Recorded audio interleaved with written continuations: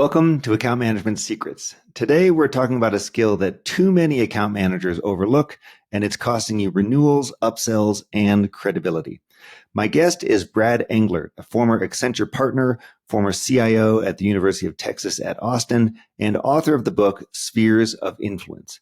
Brad is here to make the case that influence isn't a soft skill, it's a critical hard skill, especially for account managers navigating complex clients, tricky internal politics, and high-stakes decisions.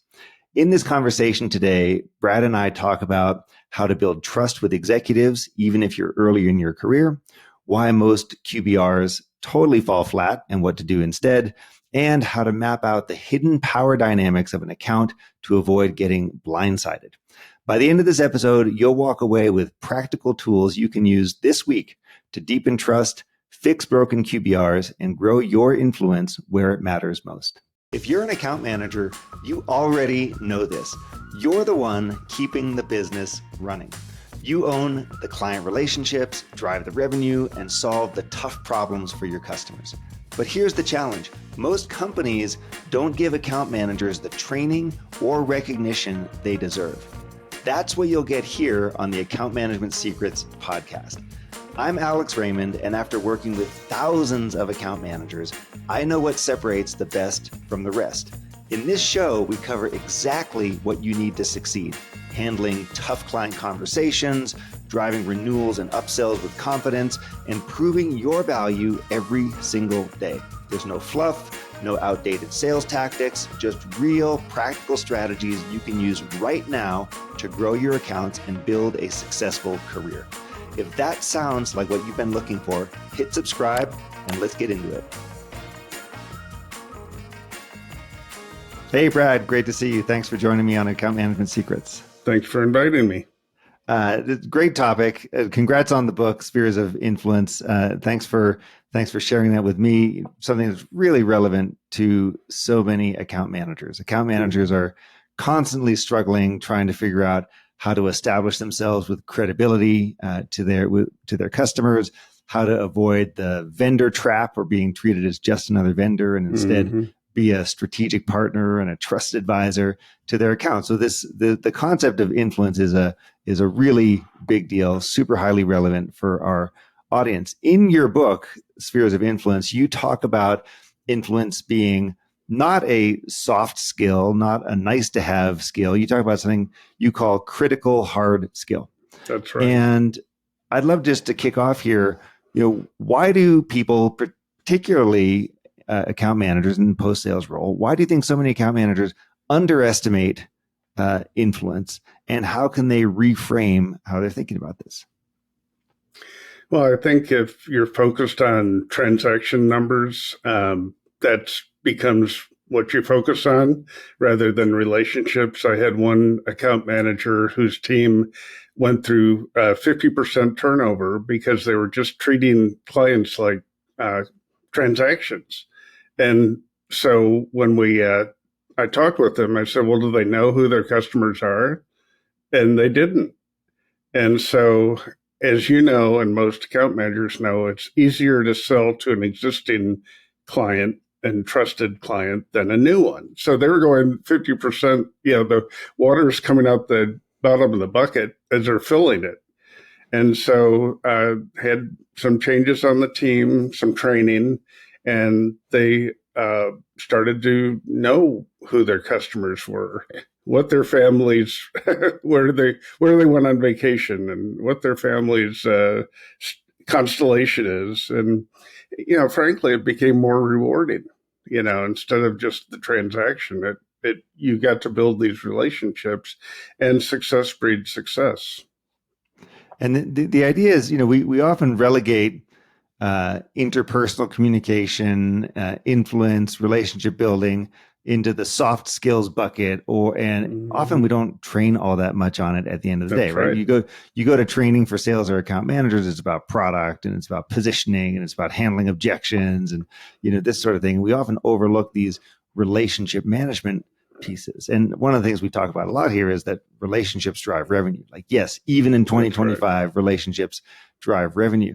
So why is it that we're missing the boat here, or how does a a leader in this area start to reframe the focus here?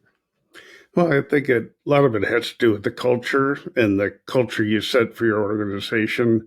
I was fortunate to work for Accenture for 22 years. And from day one, they taught us that you need to be building relationships with your customers and your clients, your peers, because over time, they may become your boss. They may become a customer. You never know. And someone I started with at the firm became the chief information officer of a large organization the same year I became the chief information officer at the University of Texas at Austin.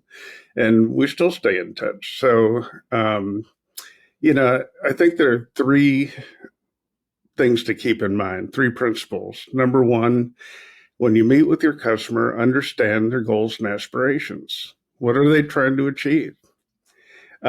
Two, set and manage expectations. Easy to say, but not often done. And frankly, I was bad at it early in my career. I got much better at it later in my career. And third, genuinely care about their success. So I've been on both sides of the table. When I was at the university, I had a vendor who very much did not care if we were successful, would show up once a year for the maintenance check, which was 10% more than the prior year. When we had problems, I couldn't get anyone to respond. And so we went to find another. They thought they had us over a barrel because, the software we're using, 54,000 students were using it, 4,000 faculty. So they thought we couldn't change. Well, we went to the market and the students and faculty picked a better product. And over 2 years, we made the transition. And I was so happy to say goodbye to that vendor who was on my most hated vendor list. And the new vendor, I call him a strategic vendor partner because the vice president for sales would call me once a month and ask how we were doing. He didn't have to do that. But we were so big, he knew if we were successful, that the other large Research One universities would follow. And this was 10 years ago. Guess what? A lot of R1 universities followed. And they tweaked the system for us because they knew if it worked at our scale, it could work for anybody. And I just want to remark on the fact that that you're running a big IT department, and a lot of account managers may have missed what you just said. So you had a hated vendor list, Yep. and you had a beloved vendor list. That's correct. And you're making very significant financial decisions based on millions. You're making $1 million decisions based on the treatment that you're getting from account managers. And That's so correct. I want to highlight that, and I want to hammer this home for people. If you think that you can skimp on relationship management, if you think that you can just hide behind a computer screen and have your AI or your software do all your work for you, if you think you can jam 10 more customers into your portfolio and not have your service suffer, not have your results suffer, you're wrong. You're mistaken. And especially when it comes to the high end of the spectrum here. And, if someone like Brad's sitting there saying, look, we maintain a list of the people that we don't like and we want to replace, and the people that we're happy to continue to do business with and advocate for, that's really important for those of us who are in the account management world to know. Now, Brad, when you think about this, so having you've been on the receiving end, right, as the buyer of big products. You've also, in your work at Accenture, been on the supplier end of the spectrum. Correct. When you think about this, like, what's the difference between a surface level business connection and a real, authentic, long-term relationship that's valuable for both sides? What's the difference? Making time for it. People think they don't have time to do this, but they actually will waste more time by not doing this. Not all customers are equal. Not all vendors are equal. So I would, as on the supplier side, say, what are my most strategic clients and how do I focus on them? 80 to 90% of Accenture sales are repeat sales. Well, why is that? Because we built trust, we delivered, we're successful together, and the like. When I was on the customer side, I knew where I was spending the most money. And so I would spend time with the vendors I'm spending the most money with. And we would meet once a quarter with the account manager and the account manager's boss, my purchasing director, and my person who negotiated agreements. And we would meet quarterly and say, okay, what's the business been? You're referring to the dreaded QBR, quarterly business review. Exactly. Right? So you're the recipient. We talk about QBRs all the time. So you're the recipient of the QBR. Tell us about that. How'd it go? Because it's one of the things we work on a lot within Amplify, our community, and on this podcast is doing QBRs right. So I'm really curious to hear your experience of these things. Well, I loved it when they would show up and knew what our values were as an organization, knew what our strategic priorities are for the year. It's on the website. It's not that hard. And that versus someone who didn't even bother looking at the website, it's like, you're wasting my time. And we would talk about, are we moving to voice over IP? Are we moving to a new learning management system, new email system, whatever? I would say, how can you help us? What can you bring from your company that would help us be successful? And a great example was we have one of the biggest networks on the planet, 250,000 devices hooked to the network every day. We built a new data center, and my predecessor had budgeted for the existing gear of network gear. A new line came out, and I went to the vendor and I said, can you give us the next new line at the same cost we budgeted for? And they thought about it and they said, yeah, because you'll be a great reference. And so we were able to get this next line of equipment that lasted 3, 4, 5 more years because they worked with us. And of course, we bought a lot of other stuff from them. I mean, so in our lingo, right? QBRs, quarterly business reviews, are such an important interaction and touch point with customers. And what you're talking about here is we want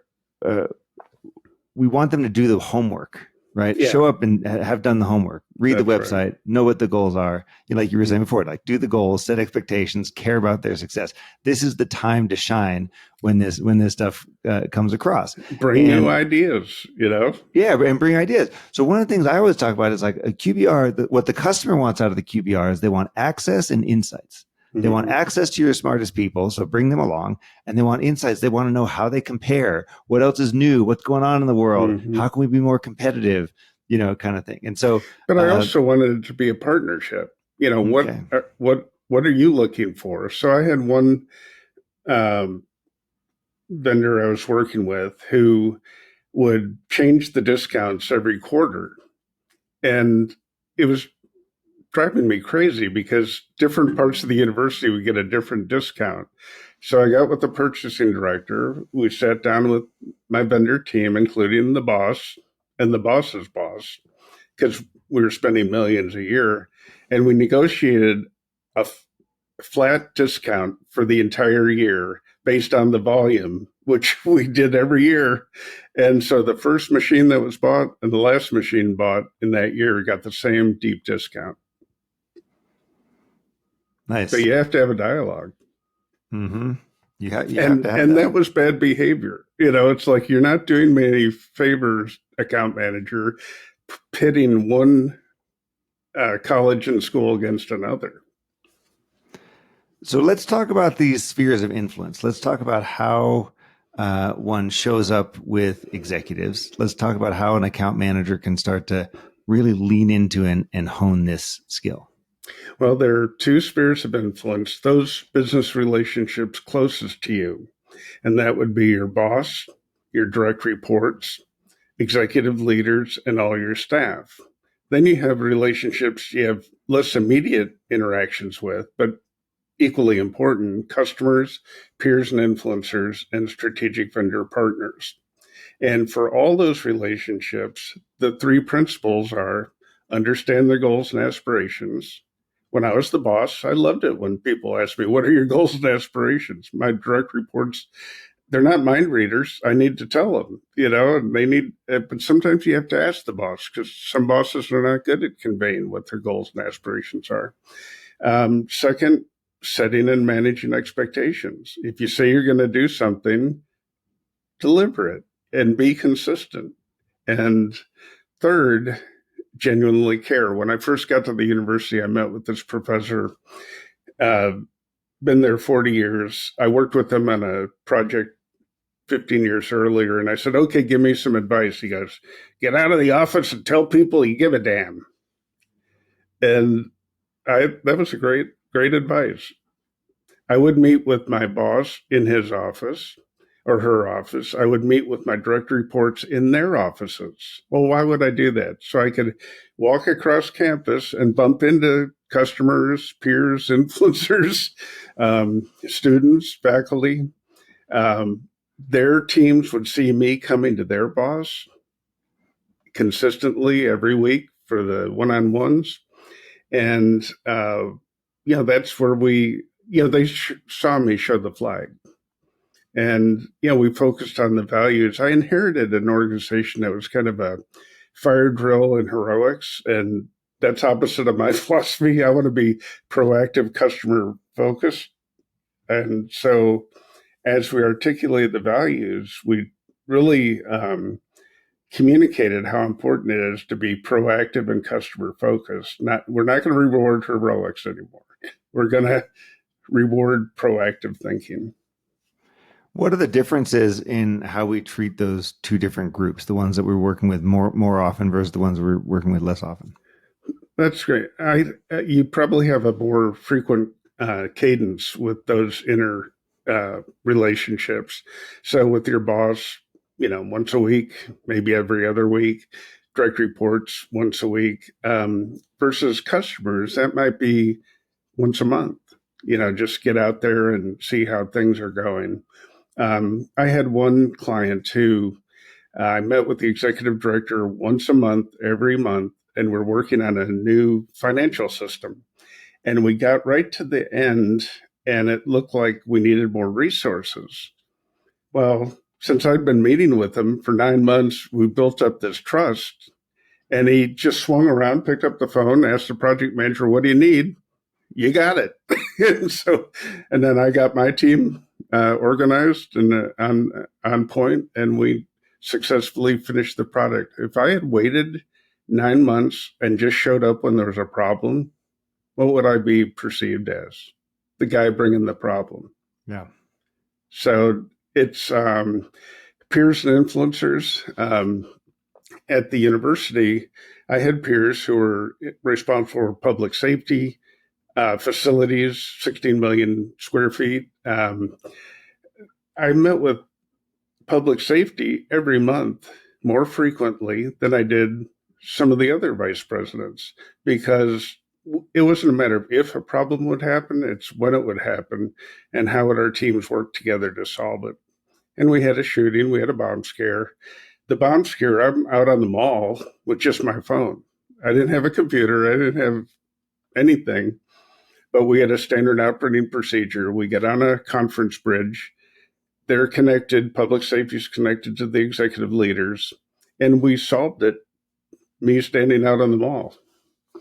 But we would practice that. And there was a vice provost who wanted to change the way the classroom worked. She didn't want just lectures. She wanted to record the lectures and have more discussion in the classroom. Well, the tools for the classroom were old, clunky, buggy. And so we picked a new tool, and then our teams both worked together to be successful. If I hadn't gotten out of my office and gone and meet with her, I wouldn't have known that. And she would have been frustrated. So, it depends on, but you have to prioritize. You have to be strategic and intentional. A lot of what you're talking about is a lot of in-person work, right? Spending the time visiting with people, getting to know them, connecting with them. Mm-hmm. We do so little of this in the era of Zoom and work from home. So many people are retreating behind their computers, behind their laptops, behind their monitors. A lot of times executives don't even know how much work is actually happening, which is part of the whole return, the work from home debate and return to office. How do we build trust when we don't have that much face-to-face time? Well, you can do it with a phone. You can do it with Zoom. I had a team at Accenture for a couple of years that were stationed all across North America, and professionals, different skills, IT skills, HR skills, and we would deploy them to different projects around the country. Every week, we got on a conference call with my direct reports, and we talk about what's going well, what could be different, what's coming up, which of your staff could we put in stretch roles, and that was like clockwork. Every week we would do that. Then twice a year we'd get together in person with the entire organization, and that helped build some connection. And then I came up with an idea that I would visit each project, whether it's in Benton Harbor, Michigan, or Atlanta, and I referred to that as my Winnebago trips. And I would show up at the project and meet with the client, ask how things were going, meet with my team, all levels, ask how it's going, take them to dinner. And when we did the 360 reviews, they loved the Winnebago trips because it really showed I cared. Were you literally in a Winnebago? No, rental cars.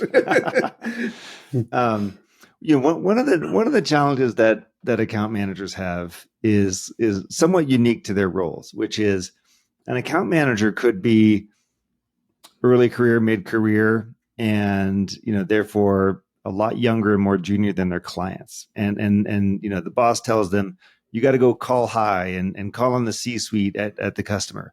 And for a lot of account managers, they get scared, like they're afraid of that, right? They get nervous if they're talking to the C-suite at the customer. They feel more comfortable calling on the more junior levels of people, but the junior level people don't have the juice for making decisions, right? So the juice for making decisions is at the higher levels. How does an account manager then start to punch above their weight class there? How can they earn the right to ask for the meeting, sort of command the agenda, create respect, make the whole thing worthwhile and valuable? Like what are some really practical things that an account manager can do to overcome that? Well, number one, as we mentioned earlier, do their homework. Study the organization.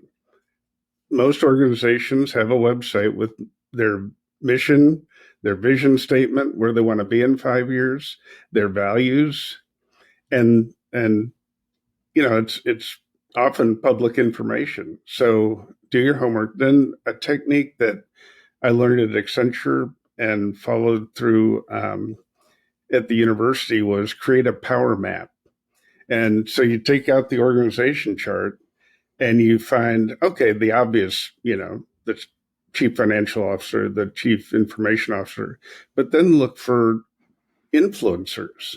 And they may not be high on the org chart. So an example is I had a client who the chief of staff to the CFO was a 30-year employee. She was a troubleshooter. She worked the entire campus on his behalf. And she was just a trusted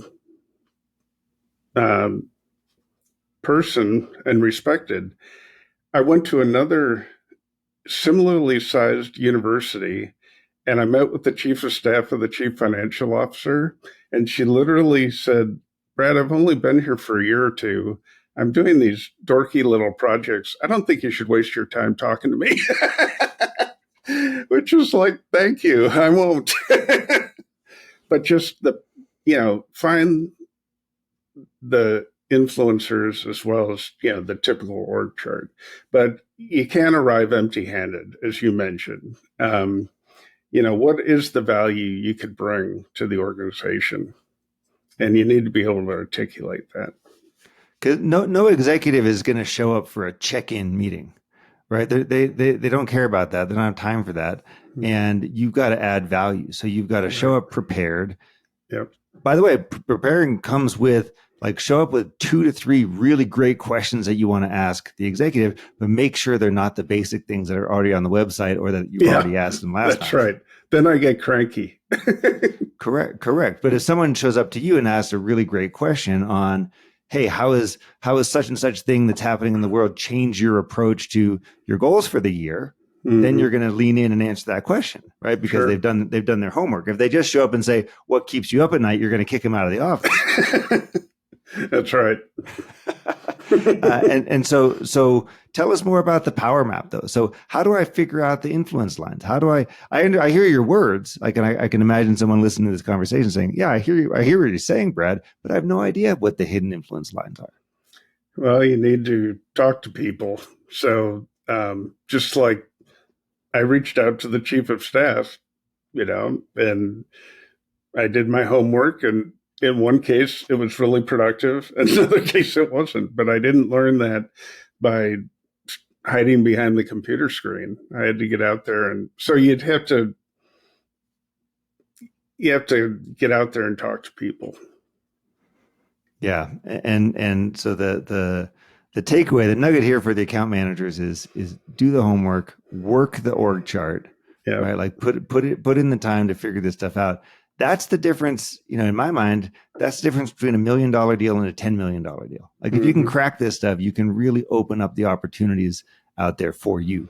And I would welcome the conversation of what are my goals and aspirations? What are my strategic priorities for the year, which got updated every year?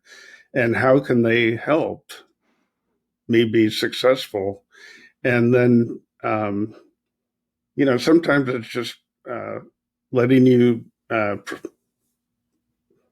experience a new product, and have kicked the tires on it at no cost, just a way to say, here's something that might be of value. Why don't you try it? Now, your third point is caring about their success. So if we come in and we talk about your goals, we set expectations for the project, how do I demonstrate that I care about your success? Like, what does that look and feel like? One is consistently showing up, whether it's virtual or in person, but make it consistent. Two, send the agenda beforehand and say, here's some topics I'd like to discuss. What would you like to discuss?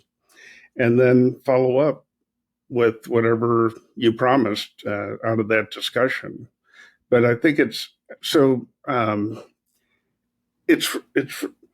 really easy at the end of the day, because all you have to do is put it on your calendar and it'll remind you. And with my direct reports, I asked them to meet with their peers. So I had 7 direct reports. They all met with 7 to 10 peers. Well, that created this network across a 70,000 person organization that was like our nervous system. And they would meet every 4 to 6 weeks, and we would talk about what's coming, what's happening, but also get feedback from them. And I had a woman who worked for me who read the manuscript. She said, Brad, you left out my story, that when you ordered me to go meet with this person who hated us and you told me you'd rather him in the tent than outside the tent throwing rocks. Well, every month she met, they would talk about what's going well, what could be improved. And as we got better, as we got more predictable, more transparent, and it took 7, 8, 9 months, but that person became an advocate for us. And her boss, who also was subject to some bad behavior by the prior organization, he became an advocate. So it's that doesn't happen if you're not getting out there. Well, the detractor conversation, which is what you're describing here, is really important for account managers, because we know that if there's someone throwing rocks outside the tent, right, then our chances of getting a renewal, getting the upsell, go way down. And every organization has them. We've got the skeptics, the detractors. Sometimes they're active, sometimes they're passive. How do I engage with this person? So again, imagine a scenario where it's an account manager, maybe they're early-ish in their career or kind of mid-career, and they're going to engage with someone they know already, oh, this person doesn't like us, or they've had a bad experience, or we've had some kind of screw up in the past, or whatever it is, and they need to go and engage and sort of diffuse the situation with the detractor, try to get them at least to neutral, if not in some kind of advocacy stance. How do you open that conversation? How do you invite them in? How do you manage that relationship? Well, once you find out what their concerns are, you need to apologize.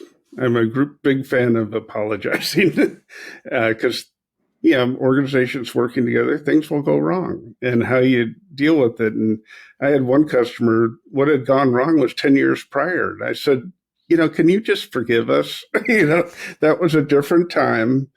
We were wrong, but we're not going to do that going forward. And so, saying you're sorry, taking accountability for it, and then saying what you're going to do differently in the future, then just follow up on that. That helps to build trust. Another thing I want, not all my account managers had integrity. And I think I had some that were trying to get approvals kind of at a lower level that shouldn't have been approvals. And fortunately, my direct report raised it to me. And that was a special meeting with the account manager and his boss. And it's like, what are you doing? You know better than that. You've been working with us for several years. You can't, And then what was that scenario there? Give me the concrete example. We had bid for outsourcing our mainframe processing, so for disaster recovery, and we had two companies bid, and the sales manager or account manager tried to get my director over that area to approve the sale. And it happened to be the end of the quarter for them. She smartly raised it to me. And frankly, we were still doing the evaluation. Mm. And then after that, they added, they forgot a piece of equipment. It's $50,000 more. Well, guess what? You didn't get the sale. Mm. And then there was a time where someone was trying to audit our software to make sure we were compliant. And the company, our agreement had no audit clause in it. So it's like, no, I'm not doing that. And the account manager said, well, this is compliance in California that's wants, to do this. And so I just refused to do it. I didn't have to do it. And it would be costly, at an organization our size. So account manager, a call comes in to our corporate headquarters, and demanding that we do this audit. Well, it was supposed to go to the lawyer at corporate, but it got to the CFO by mistake. Their names are the same. And the executive assistant, the guy chewed her out. Well, one, you don't chew out the executive assistant of anybody, but I ran the phone system. We looked up the number, and it was the account manager making the call. This is one who assured me it wasn't him, it was California. And that's when we had him removed. Yeah, I mean, look, there's certainly bad behavior there, and the cool thing about your book and your work is we're talking about how to do this the right way. Right. And account managers do have a one-up, one-down relationship often with their customers. They also have internal stakeholders want them to meet their goals and meet quota and make stuff happen and make progress. And sometimes they break under the pressure. So there's a wrong way to do this, and there's a right way to do this, and that brings me back to the idea of the goals, expectations, and caring about people's success, and whether that's something that your company culture is all about or not. How do you go through the transformation here if you're if you're not there and you want to start to adopt these ways of thinking? Well, it's really simple, and you don't have to be born with it. That's the good news. And if you take the three principles and just, you don't have to boil the ocean, start with your boss. Talk about goals and aspirations. Make sure what you're doing is making them successful. Then your direct reports, try it out with them, and setting managed expectations. I had this type A personality boss, and she called me up one day, Brad, I need a white paper. Okay. I literally said, whoa. I didn't say no because that set her off like a rocket. I said, whoa, when do you need this white paper? Because it sounded like urgent. Oh, I meet with a client in 2 weeks. Okay. How many pages should this white paper be? 3 pages. I was thinking 10. Do you have an example of a white paper that I could use? Oh, yeah, ask David. I did one on XYZ Corp 10 years ago. Well, one, I went home. Before I'd learned to say, whoa, I would have stayed up all night, worked on a 10-page paper, delivered it the next day, and she would have yelled at me. What are you doing? This is not what I expected. Ask great questions. I was nervous when I, because you're taking a risk, but it was worth it. Yeah, I know this is great, Brad Englert. Thanks for joining us today to talk about Spheres of Influence, your new book. Thank you for putting that together. This is a great roadmap for account managers. So a lot of account managers get nervous and uncertain around these relationships, be it inside their company or outside their company. They want to put one foot in front of the other. Sometimes they wind up tripping over themselves. Don't ask the right questions. Don't prep. So you've given us a really helpful roadmap here. Any last pieces of advice for the account managers out there? Well, I'm going to send you a link that will give them access to my website with a free sample the book, to a second tab, how to buy the book, and third, how to schedule time on my calendar. But my final thoughts are get out of the office and let people know you care. Get out of the office and let people know you care. It's and it can be virtually. Great mantra. Thanks so much for joining me, Brad. You bet.